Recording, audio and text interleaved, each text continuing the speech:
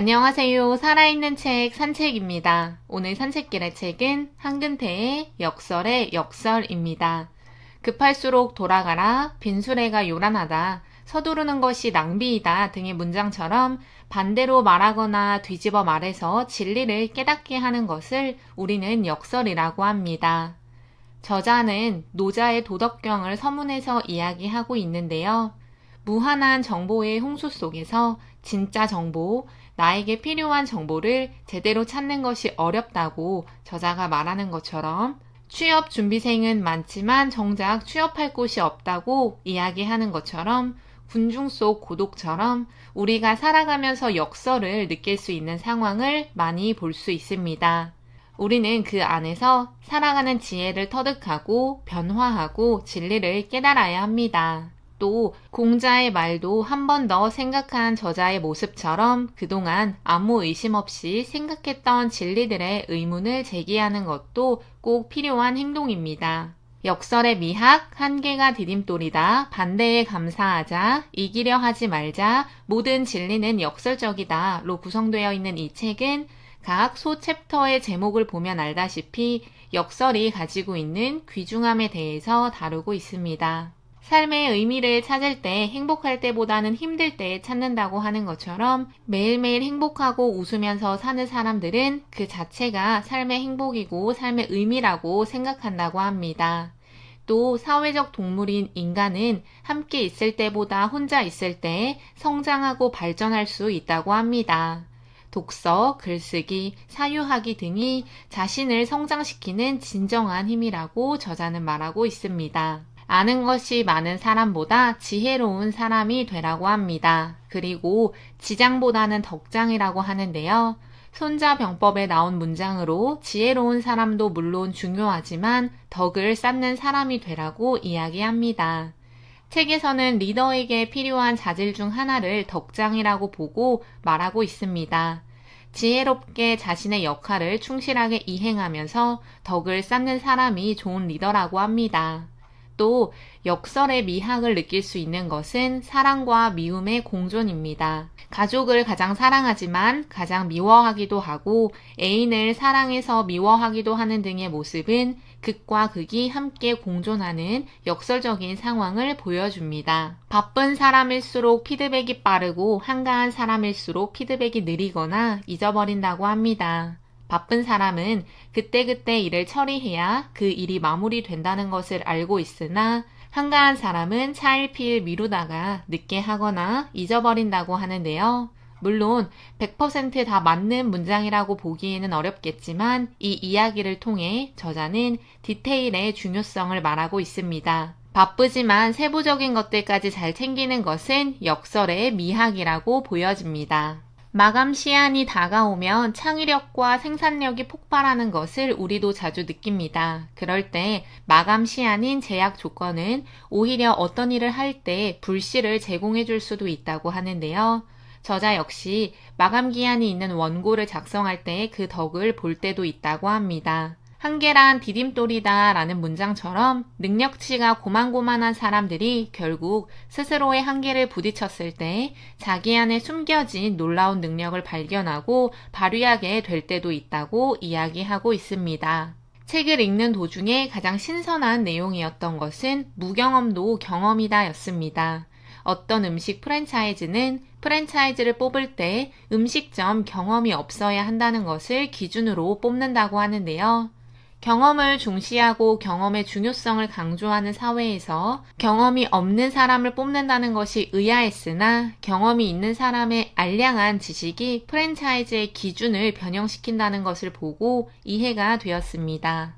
아마 살아가면서 자신의 얕은 지식만 믿고 어떤 업무를 처리하거나 일을 망치는 상황을 본 적이 있을 텐데요. 저자의 이야기처럼 경험은 당연히 필요하고 중요한 것이지만 잘못된 경험으로 인해 자신의 아집, 생각의 틀은 조건이 바뀔 때 오히려 장애 요인이 될 수 있다고 합니다. 그를 방지하기 위해서 다양한 분야에 관심을 두어야 하고 회사 내에서도 다양한 사람을 채용해야 하며 자신의 주위에도 다양한 사람들이 있어야 한다고 저자는 말하고 있습니다. 골프장 오너와 골프를 쳤을 때 골프장을 신경 쓰느라 경기에 제대로 집중하지 못하는 모습을 보며 저자는 골프를 정말 좋아한다면 절대로 골프장을 소유하면 안 된다는 생각을 했다고 합니다. 산을 소유했을 때 누군가 그 산으로 등산을 가게 된다면 전전긍긍하는 상황이 올 수도 있다는 것을 이야기하는데요. 소유하면 즐기지 못한다는 것을 몸소 체감했다고 합니다. 소유에는 대가가 따르며 무조건적인 소유는 오히려 인간에게 욕심을 더 불어넣어 줄 수 있습니다. 소유하기 전에 존재하는 것의 가치를 먼저 깨달아야 한다고 이야기합니다. 완전 공감됐던 문장 중 하나는 알아야 질문한다는 이야기였습니다. 학생들도 직장인들도 모두 알아야 질문을 하는데요. 관련된 지식이 아예 없다면 어떤 것을 질문해야 할지조차 모르기에 질문을 하지 못합니다. 그래서 저자가 이야기하는 것처럼 생각 자체가 비슷하고 매일 똑같은 삶을 살아가는 사람은 거기에 머물러 발전 자체가 불가능하다고 합니다.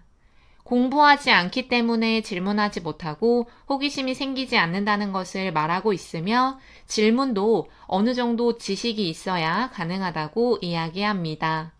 기존의 알량한 지식으로 빠른 속도로 변화하는 세상에 적응하지 못하기 때문에 사람들이 힘들어하고 그를 이겨내기 위해서는 공부를 해야 한다고 말하고 있습니다. 어려운 상황일수록 우리는 궁리를 해야 한다고 하는데요.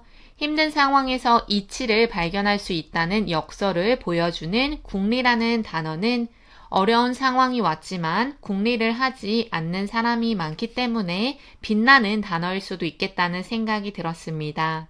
물론 어려울 때 궁리를 찾는 것도 좋지만 어렵기 전에 궁리를 찾는 것이 더 현명하다고 합니다.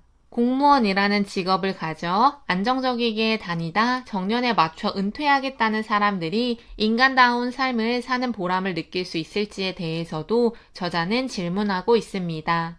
물론 본인이 원하는 직업이 공무원이라면 괜찮겠지만 자기가 원하는 일도 아닌데 단지 안정적이라는 이유만으로 직업을 갖는다면 그런 삶은 노예와 다를 바 없다고 말하고 있습니다.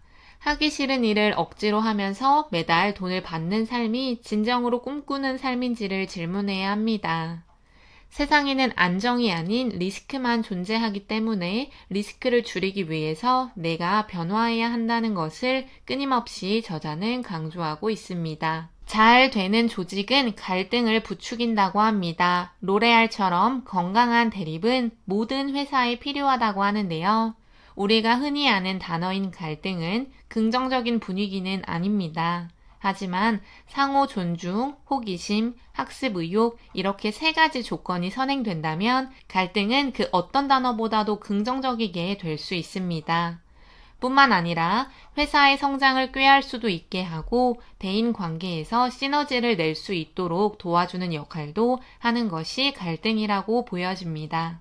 가장 이기적인 것이 가장 이타적이라고 합니다. 부하 직원이 실수를 해도 혼내지 않음으로써 실수를 드러낼 수 있도록 하고 일을 진행할 때 상세하게 설명해 줌으로써 실수를 하지 않게 하고 휴가 일정을 협의할 때 혼자서 정해서 통보하는 것이 아니라 함께 정해서 모두의 휴가를 누릴 수 있도록 하는 초고속 승진을 한 사람은 가장 이기적이면서도 가장 이타적인 사람이라고 이야기하고 있습니다. 원칙과 융통성의 공존에 대한 부분도 흥미롭게 읽었습니다. 어떤 원칙을 고수하면 바뀌지 않아야 할 것 같은 느낌을 받는데 그렇지 않다고 합니다. 명확한 원칙이 조직의 뼈대를 구성하고 융통성은 그 뼈에 붙어있는 근육이라고 보면 된다고 하는데요. 뼈는 혼자서 움직이지 못하고 근육이 움직여야 움직이지만 근육은 뼈 자체의 방향과 한계를 벗어나서는 움직일 수 없다고 합니다. 김낙희 전 제1기획 사장의 이야기를 들어가며 저자 역시 원칙이 있어야 융통성이 있다고 이야기하고 있습니다. 그때그때 다른 원칙을 적용하는 것은 회사가 망하는 지름길이고 원칙은 있지만 융통성이 없는 것 역시 회사가 성장하기 쉽지 않은 문화입니다. 나를 죽여야 나를 살린다는 것, 지금 빠르게 변화하는 이 시대를 살아가는 우리에게 가장 중요한 역설의 미학을 볼 수 있는 문장이지 않을까 싶은데요. 도태되지 않기 위해서 노력하는 것, 그 노력은 모든 사람에게 필요합니다. 변화하는 능력을 가지는 것, 과거의 나를 죽이는 것이 앞으로 살아갈 나를 더욱 의미 있게 만든다고 보여집니다. 다른 사람과의 비교를 우리는 서슴없이 하지만 그 비교의 잣대를 다른 사람이 아니라 과거의 나로 돌려야 한다고 저자는 말하고 있습니다. 사랑은 사량에서 나온다는 문장, 사랑하는 것은 생각하는 양에서 나온다는 이야기가 이 책을 읽으면서 가장 와닿았던 문장인데요. 사람을 생각하든 공부하고 있는 분야를 생각하든 다니고 있는 직장을 생각하든 결국 내가 그 어떤 것을 사랑하기 위해서는 많이 생각해야 한다는 것을 이야기하고 있습니다. 많은 생각을 하지 않고도 사랑할 수 있다고 말하는 것은 당연히 쉽지 않습니다. 생각을 깊이 한다는 것은 표면만 보지 않고 본질을 보게 되고 그 본질에서 벗어나게 되는 것도 보게 되고 그것에 대한 모든 것을 보려고 노력하면서 저자가 말하는 지혜, 진리, 이치를 깨닫게 되는 것은 아닐까 하는 생각입니다.